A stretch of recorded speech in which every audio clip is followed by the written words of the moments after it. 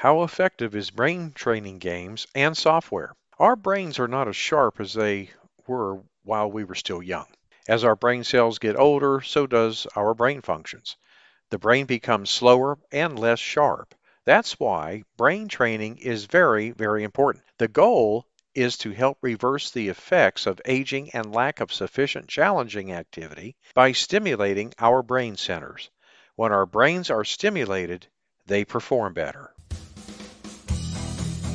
Welcome to episode 98 of the Teacher Rockstar Podcast, a place where tips and strategies critical to the new teacher are discussed. I'm your host, Steve Hiles, and in today's episode, we're going to be talking about brain training, improving your brain, part 3. Okay? Specifically, how effective is brain training games and software? But before we continue, we have the following messages from our sponsor.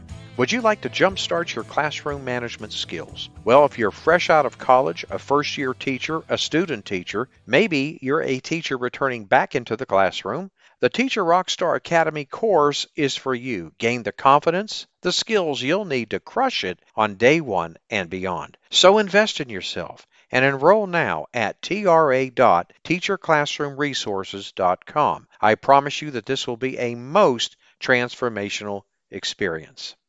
Imagine having access to educational products, instructional videos, top-rated teacher podcasts, and articles worth over $1,000 for just pennies a day.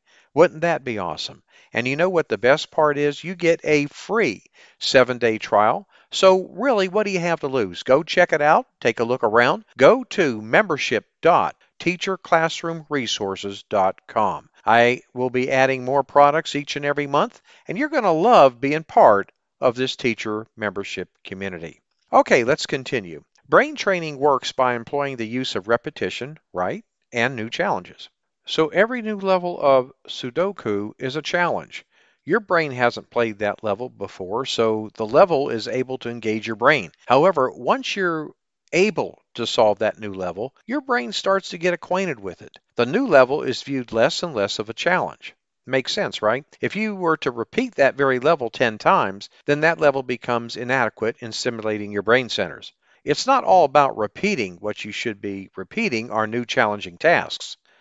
If you've solved one level, then move up to the next one. Don't be stuck there, okay? Now, brain training games, by that I mean online games and software, are important in our brain training journey. However, scientists have called out many of these rewards these games and software companies promise as bogus. Brain training games and software will not help you prevent Alzheimer's disease or any other disease that affect brain functions. Scientists are of the opinion that you can do without these brain training games and software and stick with the classics like puzzles, learning a new skill, or even creating your own, as long as you're engaging in a task that's deemed challenging. To further back up their claims, scientists did a study on 2 sets of kids. One was exposed to the available software and online games, while the other set was exposed to puzzles and book reading. When the 7-week study eventually came to an end, there was no significant difference between the 2 sets of kids. Now let me go ahead and talk about brain training software here. Living a sedentary lifestyle is equivalent to your body being out of shape. Very many persons go as far as adding extra pounds, which they find extremely difficult to lose after. Okay, the body suffers without physical activity, such as exercises, to keep it in shape. Same way, the brain suffers from lack of mental workouts. While children can get away without proper brain training because they're young and their brains are still very effective, adults can't. By the age of 30, I want you to think about this, our brains begin to gradually get out of shape, and without our help, it gets worse. At age 45, we lose 10% of cognitive capacity. And every 10 years after that, we lose about 10%. This continual loss is what makes old age very frustrating. But just as you do exercises to have a healthy body, even in old age, so also does mental exercises work to keep your brains young and in shape. The steady decrease in brain power isn't just a factor of age alone. I want to be very clear about that. There are other factors to consider, such as stress and a busy, unbalanced lifestyle. These factors drive the brain into an overload which negatively affects the brain. Brain training software helps to deal with the downside effects of these factors, improving our brain power by influencing functions like memory, concentration, and intelligence. Though a few persons are still bothered by the effectiveness of these software, many aren't. This software receives a good amount of positive reviews from customers. Customers confirm an improvement in attention and concentration, clearer thoughts, memory, and overall intelligence. They also attribute better performance at work and school to this software. One such software that has garnered a huge number of fans is the Brain Fitness Pro. Brain Fitness Pro has made regular users into satisfied customers whose reviews get more people hooked to the software. With this software, customers have confirmed to having benefited from the training after 3 weeks of using the Brain Fitness Pro software. Now, the software is also said to improve fluid intelligence. That is your ability to solve problems. Take it from the reviews. If you feel the manufacturers might be hyping the software benefits, this software is effective. Okay, let's move on to brain training to improve your memory. Many seniors believe that their memory was the first thing to hit rock bottom as they settle down in old age. But they are quite wrong, actually. Your memory is one of the first things to be affected. Young persons can also suffer from this as well, especially those whose brains are in overdrive states. Never let your mind be always preoccupied. As young individuals, our brains are engaged in challenging scenarios, and so they receive proper stimulus. However, the level of activity our brain gets slowly decreases as we age. For our memory to remain sharp, we need to actively engage it, and brain training helps with that. How brain training improves your memory? Well, when someone who used to be good at math says he no longer is, it means that the person hasn't really been exercising the centers needed for better math solving skills. So those brain regions become dull and needs to be engaged to pick up speed and accuracy as before. Brain training helps to engage those regions. It basically wakes them up from their slumber. At first, they are groggy, still feel sleepy, but the more they get to work, the less groggy they are.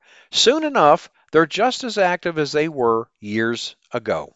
An excellent way to help encourage or to engage these centers, especially the one involved in memory and retention, is to employ memory games.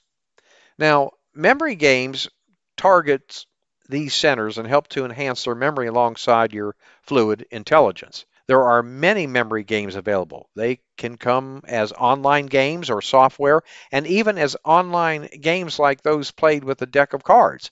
A good game to start with, the 80s famous game Concentration. Now let's move on to brain training for multiple sclerosis patients. Now, multiple sclerosis is a chronic nervous disorder which leads to impaired cognitive functions, cognitive fatigue, impaired planning skill, memory dysfunction, and impaired verbal fluency. Many therapy options have been employed to improve the lives of MS patients, particularly with developing better cognitive functions. The aim of cognitive function therapy is to alleviate the difficulties the patients have with learning, problem solving, attention, memory, and the ability to fluidly express ideas.